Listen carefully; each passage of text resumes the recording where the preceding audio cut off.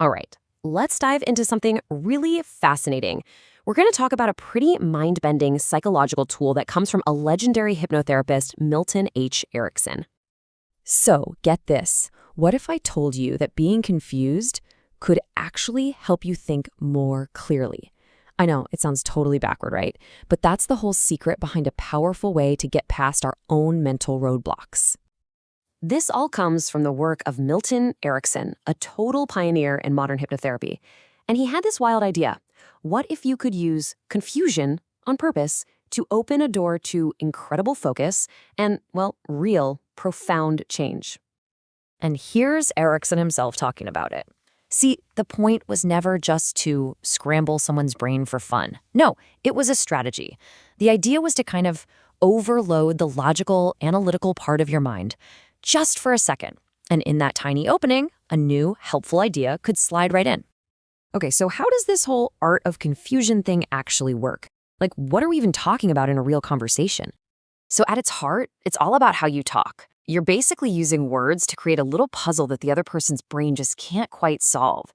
And while their conscious mind is busy trying to figure it out, it becomes super open to whatever simple, clear suggestion you offer next. And Erickson, he had a whole bag of tricks to pull this off. We're talking wordplay, jumping around in time, past, present, future, throwing in things that sound important but are totally random. And the real kicker, he'd say it all really fast and with total confidence.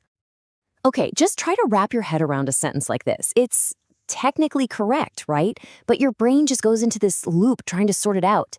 And right there, in that moment of struggle, that's the magic.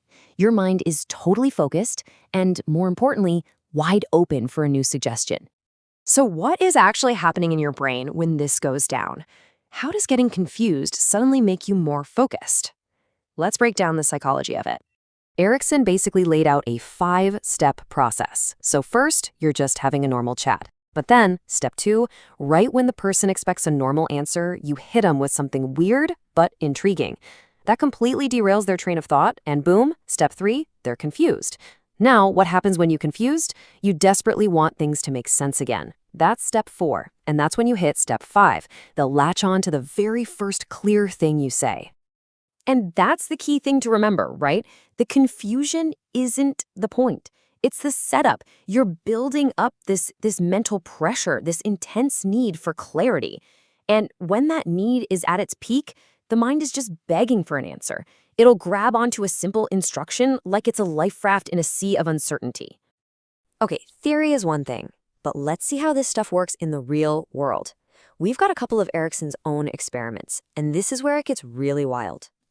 So in this one early case, it was almost an accident. Erickson was in a physics lab, and he really did not want to get stuck with the crappy part of an experiment his lab partner was about to hand him.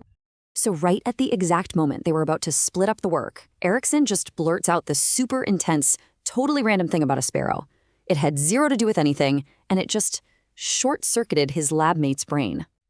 And in that tiny window of bewilderment, while the guy is still thinking, wait, a sparrow? Erickson just grabs the good equipment and gets to work. And the lab mate? He just kind of goes with it. Takes what's left, no questions asked. The confusion just opened the door for passive agreement. All right, now let's level up. This next one was a much more deliberate and frankly, much more intense experiment.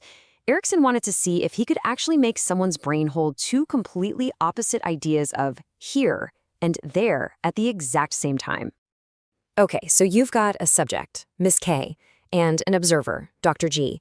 And Erickson starts talking, but he constantly switches perspectives. To Miss K, her chair is here, but to Dr. G, that same chair is there. He just keeps weaving these conflicting, yet logical statements together until the observer's brain just couldn't handle it anymore. And the reaction of the observer, Dr. G, was unbelievable.